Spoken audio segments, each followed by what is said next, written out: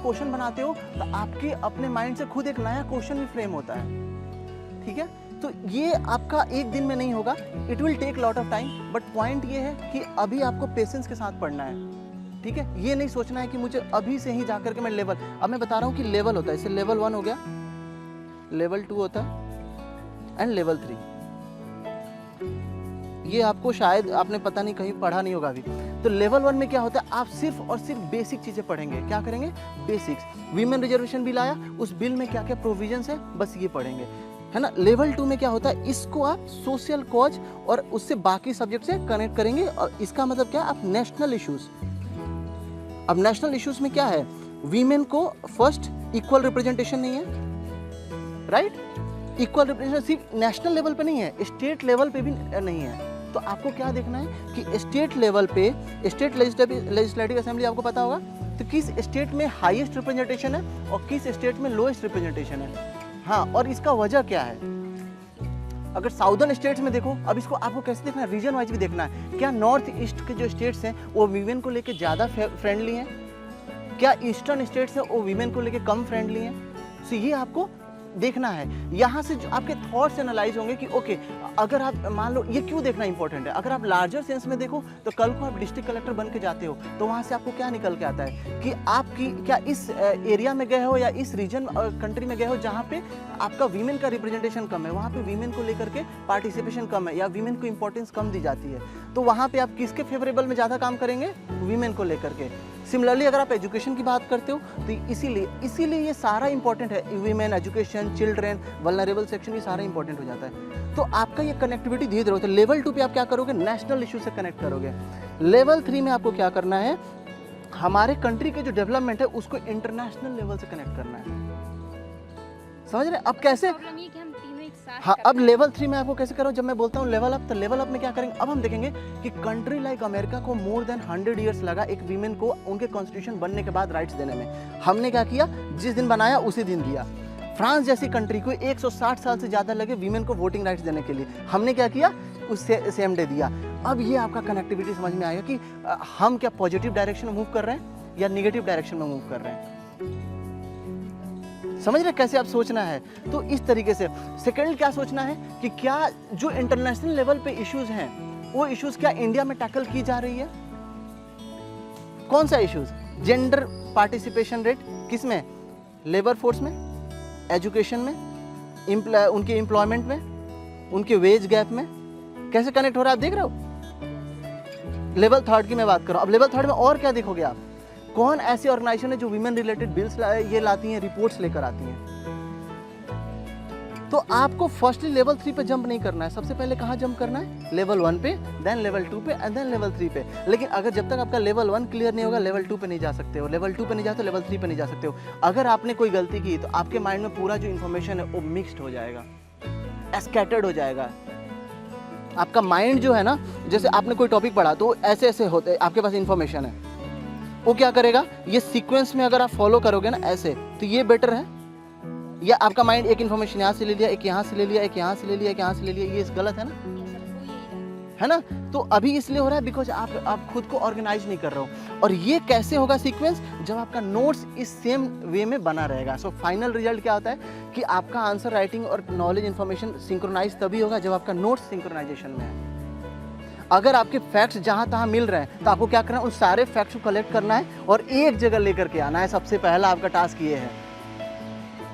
तो स्टार्टिंग में आपको टाइम इसीलिए लग रहा है बिकॉज अभी आप ये सारे फैक्ट्स को आपको पता नहीं है, सारे फैक्ट्स अभी आप अच्छे से पढ़े भी नहीं हो। तो आपको क्या करना है, स्लोली एंड ग्रेजुअली अप्रोच करना है। एक न्यूज़ आया जो 1 महीने बाद आया, एक न्यूज़ आपको 6 महीने बाद आया, उन दोनों न्यूज़ को कनेक्ट करना है।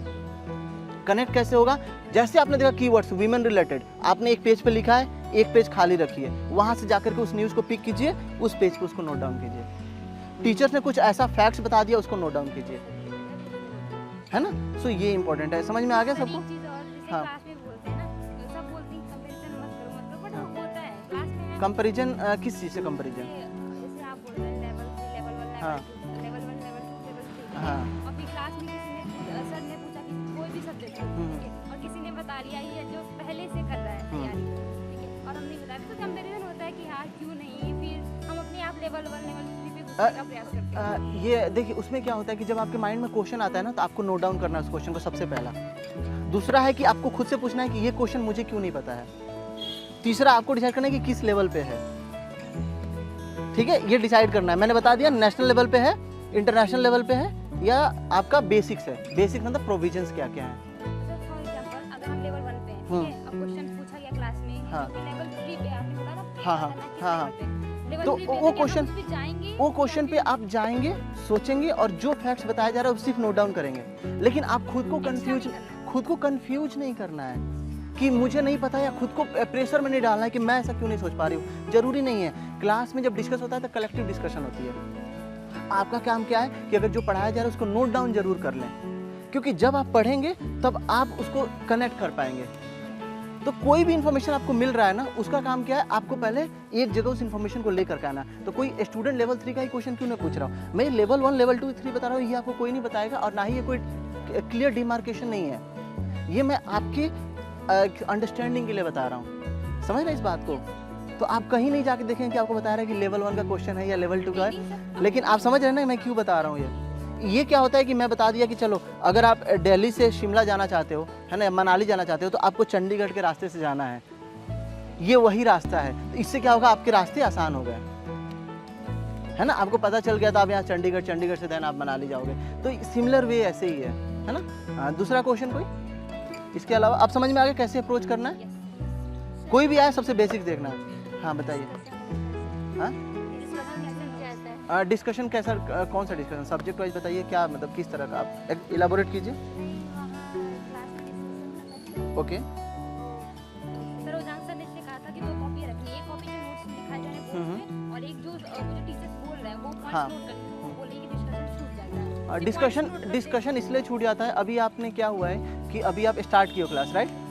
तो एक होता है कि जो टीचर का स्पीड है और जो आपका स्पीड है राइटिंग का, वो दोनों मैच नहीं करेगा, और ये हम सभी फेस किए अपने टाइम में। आपको क्या करना है अभी, इसमें यहाँ क्या सोल्यूशन है। कोई फ्रेंड है, मान लीजिए आप ये दोनों साथ में बैठे हो, आपका एक पॉइंट छूट गया, आपका एक पॉइंट छूट गया, जो आपने लिखा है इनसे शेयर करोगे, जो इन्होंने लिखा है आपसे कहाँ शेयर करेंगे। ये बहुत इंपॉर्टेंट है, आपस में कोऑर्डिनेशन बना लो। क्लास में बैठ रहे हो, कोऑर्डिनेशन बना लो कि ये 4 पॉइंट मैंने लिख ली हूँ, एक पॉइंट छूट गया तो उसको नोट डाउन कर लेना है। घबराना नहीं है कि डिस्कशन छूट गया, और फिर उसको नोट डाउन करना है। अगर मान लीजिए आपने पैराग्राफ 1 से स्टार्ट किया, ये लिखा, सेकंड लिखा, थर्ड छूट गया, ये इसको ऐसे छोड़ देना है 2 लाइन, यहाँ से आपको फिर लिखना स्टार्ट करना है। जब इनका पॉइंट्स इन्होंने लिखा है उसको यहाँ नोट डाउन कर लेना है। ये हम सब ने किया है। टीचर का अपना पेस होता है पढ़ाने का। दूसरा है कि सिलेबस का एक कंबाइल होता है ना कि बाउंडेशन होती है कि मुझे सिलेबस जल्दी कंप्लीट करना है। दूसरा ये भी होता है कि सारे बच्चों को टैकल करना है ना। तो चैलेंजेस टीचर्स के पास इक्वली हैं आपको पढ़ाने में, इस बात को आपको समझना होगा। तो टीचर नहीं चाहते हैं कि आपका छूटे, इसीलिए क्या होता है कि आपको आपस में भी इक्वल कोऑर्डिनेशन होना बहुत इंपॉर्टेंट है। समझ रहे बात को? Sort out. हाँ, अब थर्ड क्वेश्चन। हाँ क्लास में जो किसी टीचर ने क्वेश्चन पूछा, ठीक है, ओके। क्वेश्चन पता रहता है लेकिन कैसे उसको बताएं बता नहीं पाते। हाँ, ये जो आंसर फ्रेम की बात आती है वो एक दिन में नहीं आएगा। अगेन इसके लिए क्या करना है? हाँ, इसके लिए क्या करना है? हाँ, इसके लिए क्या करना है? आर्टिकल्स अच्छे से पढ़ने हैं न्यूज़पेपर्स के। आर्टिकल से आपको क्या पता चलता है कि राइटर्स ने जो अपना थॉट प्रोसेस है उसको कैसे सीक्वेंस में अरेंज किया है। समझ रहे बात को? इसीलिए जब आप क्वेश्चन पूछ रहे हो तो सबसे पहले आपको क्या सोचना है, क्या क्वेश्चन, क्या बेसिक क्वेश्चन पूछ रहे हो, या क्वेश्चन को आप किसी सोशल कॉज से रिलेटेड करके पूछ रहे हो, या क्वेश्चन को आप किसी इंटरनेशनल इशू से रिलेटेड करके पूछ रहे हो। यही होगा और ज्यादा कुछ नहीं होगा। बस ऐसे ही आपको सीक्वेंस देखना है। दूसरा है कि जो आपके माइंड में क्वेश्चन फ्रेम होता है, क्वेश्चन फ्रेम होता है वो इसलिए आपके माइंड में कंटिन्यूअस, एक होता है ना कि आधा स्टेटमेंट आ रहा है, पूरा नहीं आ रहा है, तो आपके उसके लिए हेजिटेट नहीं होना है कि क्लास में क्या सोचेंगे या टीचर क्या सोचेगा। खुल के पूछो, है ना, खुल के पूछना है आपको जो भी प्रॉब्लम हो रही है, वो टाइम के साथ सॉर्ट आउट होगा। जो वोकैबुलरी में प्रॉब्लम आ रही है कि मुझे कीवर्ड्स कैसे यूज करना है, तो ये मैं बार बार क्यों बोल रहा हूँ, अभी इस पर परेशान नहीं होना है। अभी आपको क्या करना है, अच्छे से जो भी पढ़ना है उसको अच्छे, आर्टिकल आ रहा है उसको अच्छे से पढ़ो। उस आर्टिकल्स में 1-2 वर्ड्स ऐसे होंगे जो आपके लिए काम के होंगे।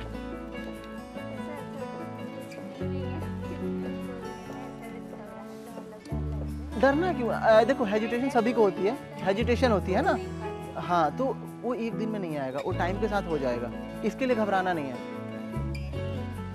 आप जिस स्टेज पे हैं, हम सभी किसी ना किसी टाइम पे उस स्टेज पे थे, इसीलिए हम अपने पर्सनल एक्सपीरियंसेस से बता रहे हैं कि जो आपका प्रॉब्लम है वो कोई ऐसा प्रॉब्लम नहीं है कि जो सॉल्व नहीं हो सकता है, ये एक कॉमन प्रॉब्लम है और ये समय के साथ सॉल्व होगा। ऐसा नहीं कि अब आज ही मैं बोलूँ कि आपको पब्लिक स्पीच देना है तो आप नहीं दे पाओगे ना, लेकिन आप जैसे आईएएस बनते हो ना, आपका वो पूरा डायमेंशन ओपन हो जाता है, अब फिर आप खुल के स्पीच देने लगते हो। क्यों? आपको एक नॉलेज हो जाती है, आपको समझदारी हो जाती है, आपको समझ में आ जाता है कि मैं जो बोल रही हूँ वो राइट है, मैं जो बोल रही हूँ वो रियल प्रॉब्लम है, कॉन्फिडेंस आ जाता है।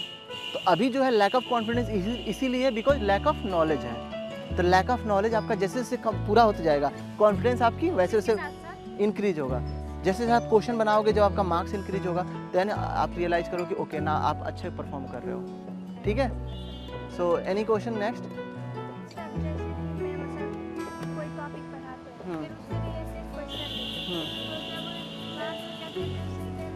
समझ नहीं आता कैसे स्टार्ट कर दिमाग, मतलब उसके अकॉर्डिंग थाउट ही नहीं आते कि इसमें क्या लिखें। फिर से आई बताइए। जैसे कि सर और मैम टॉपिक बता रहे हैं, हाँ मतलब समझ भी गए, लेकिन सर मैम क्वेश्चन देते हैं तो वो नहीं कर पाते। हाँ, तो सबसे पहले ये देखना है, क्वेश्चंस जो है आप एक दिन में अभी नहीं कर पाओगे।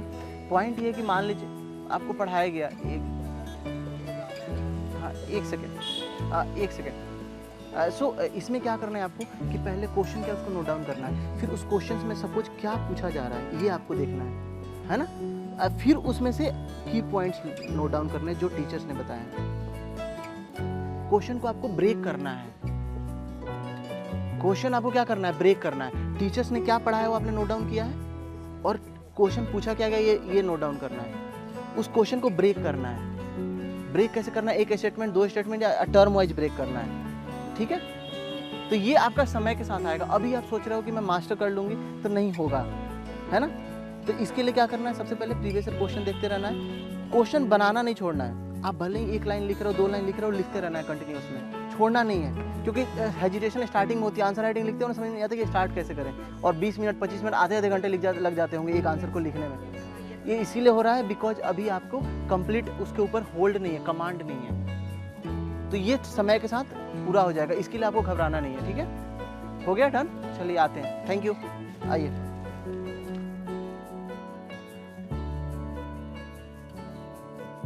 सबसे पहले मैं बताता हूँ आपको कि रिवीजन बेसिकली क्या कैसे करना है हमको। तो सबसे पहले हम क्या करते हैं, जब हम कोई भी सब्जेक्ट पढ़ रहे हैं, ठीक है, या कोई भी हम टॉपिक पढ़ रहे हैं, तो आप क्या करते हैं ना, टॉपिक खत्म होते ही बुक बंद करके दिमाग भी बंद कर देते हैं। ठीक है? ये सभी के साथ है, मैंने सभी को देखा हुआ है, ये सभी करते हैं। आपका सबसे बड़ा फॉल्ट ही यहीं पे है कि आप तुरंत टॉपिक पढ़ने के बाद उसको वही के वही रिवीजन नहीं कर रहे हैं। ठीक है? जब तक आप जैसे ही आपने उस टॉपिक को पढ़ा, अगर आपने उसको वही के वही रिवीजन नहीं किया, तो आप उस टॉपिक को तुरंत भूल जाएंगे। आपको पता क्या होगा, जैसे ही आपने रिवीजन करना स्टार्ट किया, ठीक है, जैसे ही आपने बुक टॉपिक पढ़ लिया, फिर आपने टॉपिक को बंद किया, अपने आँख में बंद करके विजुअलाइज किया कि मैंने क्या क्या पढ़ा, क्या उसमें चीज़ें थी, और आप उसको लिखेंगे। एक रफ नोटबुक अपने पास अपना रखिए, जिसमें आप सिर्फ आपको लिखना है कि जो जो कीवर्ड्स मैंने पढ़े उस एक घंटे में मैंने क्या टॉपिक पढ़ा, उसमें क्या क्या कीवर्ड्स थे। जब आप ये करेंगे ना, तो आपको पता चलेगा कि कुछ वर्ड्स आप भूल भी रहे हैं। यहाँ पे आपको पता चलेगा कि मैं इससे हमको पता क्या चलता है कि हमने एक्टिवली स्टडी नहीं किया, इसलिए हमने कोई चीज़ें भूल भी गए। तो इससे आपको ये बेनिफिट होगा कि आप वही के वही जाके उसको फिर से पढ़ लीजिए। उससे क्या होगा कि आपकी रिटेंशन पावर बढ़ेगी, जिसको प्रॉब्लम होती है ना कि हमारी मेमोरी ज़्यादा लंबे तक सस्टेन नहीं करती है। फिर आप क्या करिए, उसको सुबह पढ़ने की कोशिश कीजिए। सुबह जो रिवीजन होता है ना, वो सबसे अच्छा होता है। आप सुबह क्या करते हैं, उठते साथ ही अपने काम धंधे में लग जाते हैं, मॉर्निंग रिचुअल्स है, ये सारी चीज़ें। आप एक्सरसाइज करिए, मेडिटेशन करिए, और आप 1 घंटे अपना रिवीजन के लिए निकालिए। मैं आपसे कह रहा हूँ, आपको इतना बेनिफिट होगा। सुबह जो आप रिवीजन करेंगे ना, वो आपके लिए बहुत लॉन्ग टाइम तक मेमोरी में रहता है। ठीक है? तो आप ये करिए। उसके बाद फिर और जो दूसरा मैं इसमें पॉइंट ऐड ऑन करूंगा मधुर सर के साथ, ये है कि जितना बेहतर आपका नोट्स होगा, वहीं से आपका रिवीजन निकल कर आएगा। नोट्स नहीं बना पा रहे, मैं अभी इस ग्रुप को बताया था जो मेरे साथ ग्रुप थी, कि जब आप क्लास में बैठते हो, है ना, तो फर्स्ट है कि नोट डाउन। अगर आपका कोई एक पैराग्राफ छूट रहा है तो आप आपस में भी कोऑर्डिनेट करना इंपॉर्टेंट है। जैसे मान लीजिए आपका फ्रेंड पॉइंट नंबर 1 लिखा है और आप पॉइंट नंबर 2 लिखे हैं, है, तो दोनों को आप आपस में कोऑर्डिनेट करके पहले उसको लिखिए। दूसरा है रिवीजन आपका ज़्यादा बल्कि अगर आप नोट्स हो जा रहा है तो एक नोट्स होता है जो क्लास नोट्स आप बना रहे हो, दूसरा आपको क्या बनाना है उसमें शॉर्ट नोट्स बनाना है। शॉर्ट नोट्स अभी आपको माइक्रो नोट्स नहीं बनाना है, note down the points. Micro notes में आप चले जाओगे तो क्या होगा, सिर्फ कीवर्ड्स लिखोगे, इसे अभी आपको समझ नहीं आएगा, अभी आपको कॉन्सेप्ट्स भी इंपॉर्टेंट है। तो शॉर्ट नोट्स में क्या होगा कि लिटरेचर को कम कर देना है, बस लिटरेचर को कम कर देना है, जो इंपॉर्टेंट कॉन्सेप्ट है उसको लिख लेना है। तो रिवीजन के लिए क्या होगा, वहाँ से आप जब रिवीजन करोगे तो आपका टाइम सेविंग वहाँ से हो जाएगा। तो जो मधुर सर ने बताया उसमें ऐड ऑन कर लेना आप ये पॉइंट कि आपका नोट्स जितना बेहतर होगा उतना अच्छा आपका रिवीजन होगा। रिवीजन जो सर ने बताया वो दिन पे होता है, सप्ताह पे होता है, मंथ पे होता है और ईयर्स पे भी होता है, ठीक है। तो ये आप सारे सब्जेक्ट में आई डोंट नो नहीं कर पाओगे, ये प्रैक्टिकली पॉसिबल नहीं है, लेकिन क्या करना है आपको मैक्सिमम करना है। तो इसीलिए क्या करना है, जब आप नोट्स बनाते हो तो नोट्स इतना बेहतर बना लो कि अगर 6 महीने बाद भी उस नोट्स को उठा रहे हो, है ना, तो उस नोट्स पे आपका कमांड हो, ऐसा ना हो कि फिर आपको समझ में नहीं आ रहा। और तीसरे लेवल पे जाके आपको माइक्रो नोट्स बनाने हैं। फर्स्ट लेवल क्या हो गया, क्लास नोट्स। सेकेंड लेवल क्या हो गया, आपका खुद का नोट्स, वहाँ से जो इंपॉर्टेंट टॉपिक्स है। तीसरे लेवल में माइक्रो नोट्स बनाना है। तो अगर अभी भी आप जो माइक्रो नोट्स बना रहे हो उसको साथ में रखना है, लेकिन अभी यूज किसको करना है, फर्स्ट नोट्स को और सेकेंड नोट्स को। रिवीजन सेकेंड नोट से करो, फर्स्ट नोट से निकाल करके पॉइंट्स को, ठीक है। तो इसके अलावा और कोई सर बताना चाहेंगे? मैंने बहुत सारे टॉपिक्स हैं, टेंशन नंबर इतनी कम है, बार-बार रिवाइज याद नहीं रहे, ठीक है। बहुत सारी चीज़ें हैं ऐसी, है ना। तो कोशिश करो कि जो चीज़ें ज़्यादा टिपिकल हैं, जैसे मुझे लगता है कि करंट अफेयर्स के हिसाब से तुम्हारा जन्म इसी वर्ष हुआ है, इससे पहले का तुम्हें कुछ नहीं पता है ना। तो उस हिसाब से देखो कि जैसे चंद्रयान 3 आया, तो चंद्रयान 3 पे पढ़ना और चंद्रयान 3 को विजुअल फॉर्मेट में देखना दोनों अलग एक्सपीरियंस हैं। तो कोशिश करो कि जो चीज़ें ज़्यादा टिपिकल लग रही हैं, बड़े टॉपिक्स हैं, उनको विजुअल फॉर्मेट में देख पाओ। जैसे होयसाला टेम्पल्स के बारे में कुछ आया था करंट अफेयर में, तो कोशिश करो कि होयसाला टेम्पल्स के ऊपर यूट्यूब पे जाके या क्रोम पे जाके थोड़े उनके विजुअल फॉर्मेट में पिक्चर्स देख लो, वीडियोस देख लो, शॉर्ट वीडियोस देख लो, ताकि तुम्हारे दिमाग में ना एक छवि बनी रहे, इमेज बनी रहे कि होयसाला टेम्पल्स दिखते कैसे हैं। जब हमारे दिमाग में इमेज छप जाएगी ना, तभी उसकी जो नॉलेज है, जो फॉर्मेट है, जो रिटन नॉलेज है, वो भी लंबे समय तक याद रहेगी, ठीक है। तो ध्यान देना है कि करंट अफेयर्स को ज़्यादा से ज़्यादा विजुअल फॉर्मेट में याद रखने की कोशिश कर पाओ, ठीक है। जैसे अभी बोला ये थॉट प्रोसेस की, मैंने बताया भी था इनको कि न्यूज़पेपर को कितने उसमें डायमेंशंस में देखना है अपने ग्रुप में। डेटाबेस पे मतलब डेटा हो गया आपका, और ये आपका इंफॉर्मेशन हो गया, ये सारी चीज़ें। दूसरा मैंने एक प्रैक्टिकली ये भी बोला था कि सोसाइटी में एज ए ऑफिसर यहाँ तो पढ़ने आते हैं, टीचर्स जो बताते हैं आपको सारी चीज़ें, लेकिन आपको सोसाइटी में इंडिया को कैटेगराइज करना है कि मान लो एलिट क्लास हो गए या स्ट्रगलर या नक्सली, तो सोसाइटी में अपने को एज ए ऑफिसर वहाँ चीज़ें सिचुएशन को प्रैक्टिकली ऑब्जर्व किया करो, जिससे तुम्हें आइडिया लगे कि वहाँ पे अगर किस सिचुएशन में तुम होगे तो किस तरीके से डील करोगे। सीसेट बेस पे मैंने बोला था कि डिसीजन मेकिंग पावर कैसे जनरेट होती है। 33% लोग क्यों नहीं ला पा रहे, क्योंकि डिसीजन मेकिंग पावर नहीं है। एट ए टाइम पे तुम चीज़ों को नहीं सॉल्व कर पा रहे हो, और वहाँ पे क्या देख रहे हो, सब्जेक्टिव बेस पे देख रहे हो कि ये मैथ है या ये रीजनिंग है, लेकिन तुम डिसीजन कैसे लेना है वो भी नहीं देख रहे हो तुम सारी चीज़ें। तो वो चीज़ें तुम्हें डेवलप करनी है। यही ओवरऑल हम सारी चीज़ें डिस्कस कर रहे थे। रिवीजन का मैंने बताया ही था आप सारी चीज़ों को, तो कंक्लूड करके जो भी आपको बताया है चीज़ों को यूटिलाइज करो अच्छे से, ठीक है। सो साथ थे यहाँ पे लाइब्रेरी में ही मेंटर्स, वैसे तो उधर पे भी थे, अब इधर पे भी रहेंगे। और अब इन सारे पॉइंट जो हुए उसमें मैं एक और बता देना चाहूँगा, जो इस ग्रुप को मैंने बताया लेवल में कैसे डिसाइड करना है, इनको अभी समझ में आया है कि कैसे पढ़ना है। मैंने जनरली जो मैं बता रहा हूँ आपके लिए।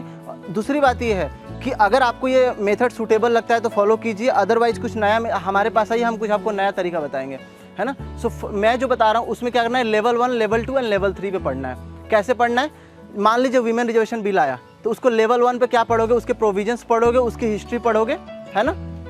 लेवल 2 पे क्या करोगे, उसको सोशल कॉज से जोड़ोगे, नेशनल इश्यूज़ पे।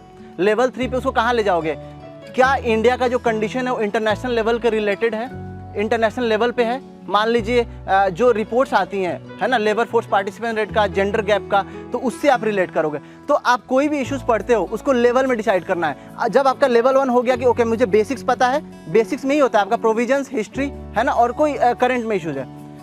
लेवल 2 पे आपको सोशल कॉज में उसको यूज करना है। लेवल 3 पे इंटरनेशनल और जो NGOs हैं, इंटरनेशनल ऑर्गेनाइजेशंस हैं, उसको यूज करना है।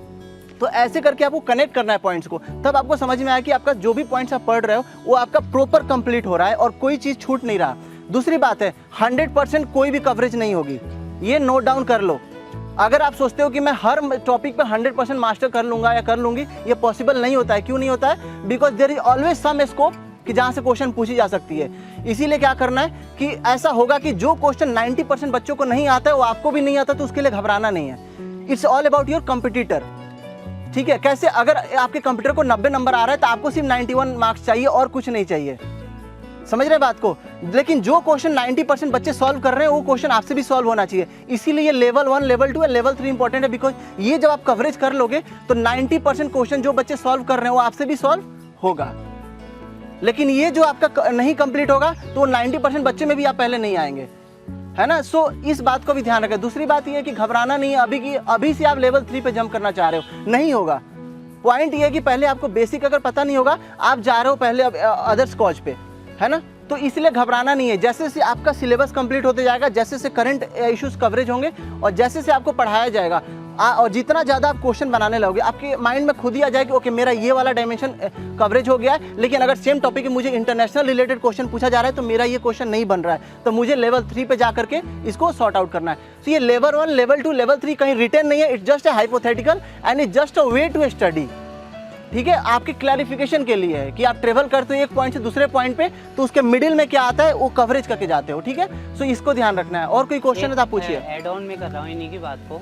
अगर तुम्हें स्मार्ट स्ट्रेटजी बनानी है सिलेबस को लेके, तो 60 to 70% सिलेबस को, जैसे आशीष सर ने अभी बोला, 100% में कन्वर्ट करो उस सिलेबस को। उसमें क्या है, स्पेसिफिक जो यूपीएससी ओरिएंटेड टॉपिक हैं उनको, मेजर टॉपिक को उनको 100 में कन्वर्ट करो। हम सब क्या कर रहे हैं कि सारे सिलेबस को हम 100 करने की कोशिश कर रहे हैं। आप कोई भी इश्यूज को 100% कवरेज करने के चले जाओगे, दिक्कत होगा, जो होगा ही नहीं कभी। इस चीज का हमेशा ध्यान रखना। जो यूपीएससी डायरेक्ट आपको सिलेबस में दी है वो उस पे आपका 100% कमांड करने की कोशिश करो। जो इनडायरेक्ट है उस पे 70 से 80% भी अगर आपका कमांड है तो क्वेश्चन आपका अपने आप डिराइव्ड होकर बनेगा। वर्बल नॉलेज भी ठीक है कि आप समझ रहे हैं आप बात को? इतना सफिशिएंट। क्वेश्चन डायरेक्ट नहीं बनता है, डिराइव्ड होकर बनता है। जब आप पढ़ोगे तो समझ में आएगा। प्रेसिडेंट इश्यूज पढ़ रहे हो तो आपको समझ में आएगा कि अगर ये डिसीजन ले रहा है तो ये डिसीजन डिस्क्रिशनरी पावर के अंदर आता है या काउंसिल ऑफ मिनिस्टर के एडवाइस पे आता है ना। तो आपको ये इश्यूज पढ़ोगे तभी डिराइव्ड हो पाएगा। समझ में आ रहा है आपको बात को?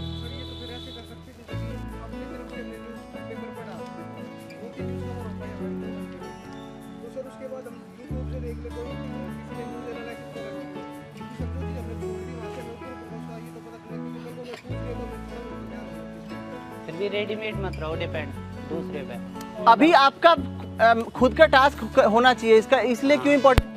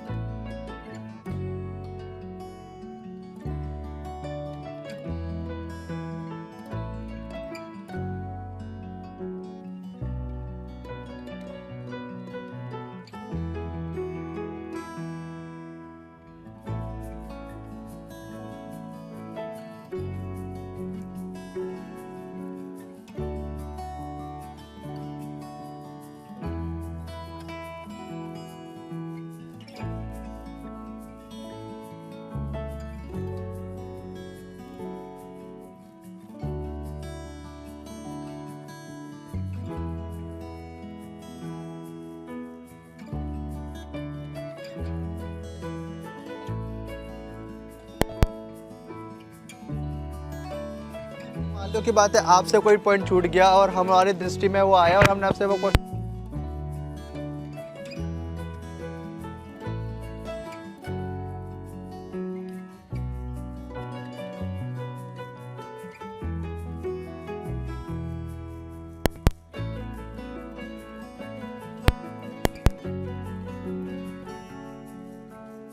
करते हैं कि हम मैगजीन्स पढ़ लेते। तो बेसिकली क्या होता है, वो फिलर्स का काम है कि कौन सी न्यूज़ आपसे छूट गई है और हमारे अगर वो नज़रों में आ गई है और आपसे पूछा गया है तो आप उसको जाके वही के वही पढ़ लो कि चलो मान लो की बात है तुमसे होयसाला टेम्पल्स के बारे में तुमने सब कुछ पढ़ लिया, लेकिन तुम यही भूल गए कि वो कौन सा स्टाइल है और उसी पे क्वेश्चन हमने पूछ लिया, तो तुम जाके तुम्हारा काम क्या है?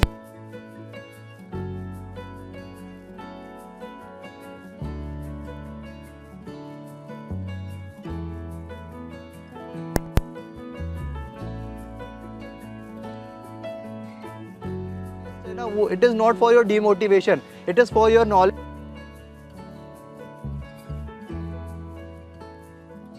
नजरों में आए, ये हमारा मोटिव है। तो आप एक अपना कॉपी रखिए कि आपसे जो छूट गया है ना उसको आप वही के वही उसको ऐड कर लीजिए कि सर मेरे से ये छूट गया, मेरे को इसको जाके पढ़ना है। न्यूज़पेपर में ये मेरे से कैसे छूट गया, क्योंकि देखो क्या होता है कि अलग अलग न्यूज़पेपर में अलग अलग न्यूज़ होते हैं, हम सब कलेक्टिव उसको करते हैं, फिर आपका टेस्ट होता है, ठीक है ना। तो वो आपके लिए एज अ फिलर और आपके लिए एज अ नॉलेज है कि आपसे क्या छूट गया है, वो आप उसके बारे में जाके पढ़िए। तो उसको डिमोटिवेट होने की ज़रूरत नहीं है। जो भी बच्चे हैं मैं आपको हमेशा यही बोलूँगा, जो आपके सब्जेक्टिव टेस्ट भी है, ऐसे बहुत सारे क्वेश्चन होंगे जो आपने पूरा सब्जेक्ट पढ़ लिया होगा फिर भी आपसे वो गलत होगा, तो वो आपके लिए, वो आपको पता आ रहा है कि आपने कहाँ पे गलत किया है, आपका कौन सा कंसेप्ट आपका सही नहीं है, तो आपको उसको पढ़ना है, ठीक है ना। क्योंकि यूपीएससी वही सही क्वेश्चन पूछेगा जो आपने नहीं पढ़ा है। उसको पता है कि बच्चा क्या पढ़ रहा है और बच्चा क्या नहीं पढ़ रहा है, ठीक है, तो उसको पता है। तो आपको यही है, आपके जो टेस्ट है, आपके जो आंसर राइटिंग है या जो भी चीज़ें आपको बताई जा रही है, वो आप उसको नॉलेज के थ्रू लीजिए, उसको एज अ फिलर लीजिए कि मेरा नॉलेज जो छूट जाता है उसको मुझे वो फिल करना है, ठीक है। और कुछ वैसे उजांग सर आ गए हैं तो हो सकता है कि हमें जाना पड़े। अभी किसी का और कोई जैसे तुम्हारा प्रोडक्टिविटी का कह रहे हो कि बहुत सारी मेहनत करने के बाद, बहुत सारा टाइम देने के बाद भी 2 या 3 न्यूज़ हो पाती हैं। तो मैंने जैसे कहा था कि तुम्हारी अभी ऐसे समझो करंट अफेयर में इसी साल जन्म हुआ है और तुम्हारी प्रोडक्टिविटी कम है। तुमने देखा होगा कि बहुत जो लोग हैं वो 40 मिनट या 50 मिनट या 1.5 घंटे में न्यूज़पेपर कवर भी कर लेते हैं, नोट्स भी बना लेते हैं, ठीक है। वो है उनका प्रिपरेशन एक्सपीरियंस कि उन्होंने बहुत सारा समय तुम्हारी ही स्टेज से शुरू करके अपनी तैयारी को दिया है। तो अभी तुम्हारा फोकस होना चाहिए कि जो पढ़ रहे हो, जितना पढ़ रहे हो उसको अच्छे से पढ़ो और अपनी प्रोडक्टिविटी डेली बेसिस पर मेज़र किया करो और कोशिश करो कि तुमने डेली जो प्रोडक्टिविटी है उसमें कितना इंक्रीमेंट हुआ है, ठीक है। आज ही सब कुछ करने की कोशिश मत करो। हाँ। सारे लोग, पता क्या होता है, हमारा बेसिक ओरिएंटेशन, अभी मैं इनको बोल रहा था कि तुम क्या सोचते हो कि आज ही मैं यूपीएससी का एग्जाम दे दूंगा, इतना इजी है क्या सारी चीज़ें एक ही दिन में कवर करना। और तुम्हारा कंपटीशन यूपीएससी से नहीं है, यूपीएससी बहुत एडवांस है, वो हर साल नए पेपर बनाएगी। तुम्हारा कंपटीशन है तुम्हारे साइड में बैठने वाले बैचमेट से और तुमसे। ये मत सोचना कि मैं प्रीलिम्स में 100 के 100 करके आऊँगा तभी सिलेक्शन होगा। तुम्हें हार्डली 50 क्वेश्चन सही करने होते हैं तब प्रीलिम्स क्वालिफाई हो जाता है, ठीक है। और मेंस का रिजल्ट मैक्सिमम 48% 49% होता है टॉपर्स का। सिंगल डिजिट रैंक जिनकी आती है दे हैव स्कोर्ड हार्डली 48% और 49% इन द मेंस एग्जामिनेशन, ठीक है। तो तुम्हारा कंपटीशन है खुद से और तुम्हारे साइड में जो बैठे हैं बैचमेट्स। डोंट कंपेयर कि यूपीएससी कैसा भी पेपर बना दे मैं तो 80 या 90 मार्क करके ही आऊँगा, समझ गए। लेकिन उनको दिमाग में लेकर इसमें मैं एक ऐड ऑन कर दूंगा, सर जो ने बोला उसमें एक एग्जांपल के तौर पे मैंने एक टॉपिक पढ़ाया था आप लोग को, अफ्रीकन एलिफेंट, पता नहीं कोई क्लास में था या नहीं, करंट अफेयर्स में बताया था यहाँ पे बैच 1 को। हाँ तो ओके, तो बैच 2 आप लोग, तो बैच 1 मैंने बताया था, उसमें मैं अपना एक्सपीरियंस बता रहा हूँ मैं क्यों कनेक्ट पाया। वो न्यूज़ क्या था, एक जू का था जिसमें चिड़ियाघर में आराम से बैठी हुई एक एलिफेंट के ऊपर था, तो मैंने उसको अफ्रीकन एलिफेंट और एशियन एलिफेंट में डिवाइड कर दिया। ये मैं क्यों कर पाया, बिकॉज मेरे को प्रीवियस ईयर क्वेश्चन पता था, मेरे को पता है कि यूपीएससी इस पे क्वेश्चन पूछती है। सो ये आपका over the period of time develop होगा। अभी आप नहीं, जैसे सर ने बोला अभी आपका जन्म हुआ है, इसीलिए बोल रहे हैं हम, बिकॉज अभी आप क्वेश्चन भी बनाओगे, है ना, पढ़ोगे भी, तब आप जाके आपको रियलाइज हो कि ओके अब मुझे समझ में आ रहा है कि अगर कोई टॉपिक डायरेक्टली नहीं है लेकिन उससे न्यूज़ कैसे निकालना है ना। तो ये समय के साथ आएगा, थोड़ा सा टाइम लो, थोड़ा सा पेशेंस रखो, जल्दी नहीं करना है, जल्दी नहीं करना है, पेशेंस बहुत चाहिए। यूपीएससी आपका पेशेंस लेवल बहुत टेस्ट करने वाला है, बिलीव मी, है ना। हम लोग भी सारे एक्सपीरियंस से हमें पता है, बहुत ज़्यादा टेस्ट करेगा, 3-3 साल तक टेस्ट करेगा, उसके बाद भी सिलेक्शन होती है।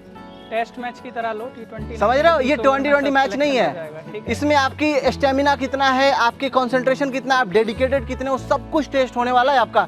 ओवरऑल पूरी पर्सनालिटी आपकी चेंज हो जाएगी। लेकिन जो बच्चे का सीरियस होगा उसी का एट द एंड जाकर रिजल्ट आता है और किसी का नहीं आएगा। बीच में अगर आप हार मान जाओगे या छोड़ दोगे या ये सोचोगे कि अब मेरे से नहीं हो सकता, तो फिर तो इम्पॉसिबल है। खुद से ईमानदार बन के बनना रखना। बंद कर दो। हाँ। कि मैगी स्टूडेंट क्या होता है, मैगी क्या होती है 2 मिनट में बन जाती है ना।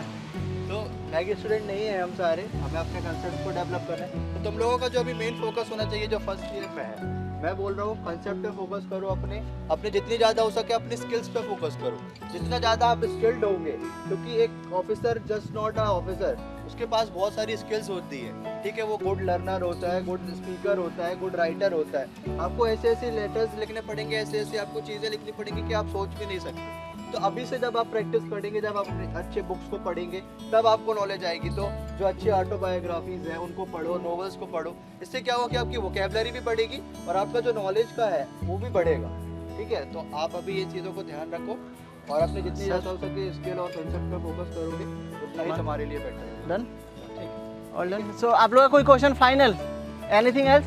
किसी को भी doubt? I hope you are satisfied up to some extent, है ना। मतलब आई विल नॉट से कि 100% लाइफ में कभी सेटिस्फाइड ना तो नहीं होना है ना, क्योंकि वो आपका फिर इम्प्रूवमेंट का इसको खत्म कर देगा।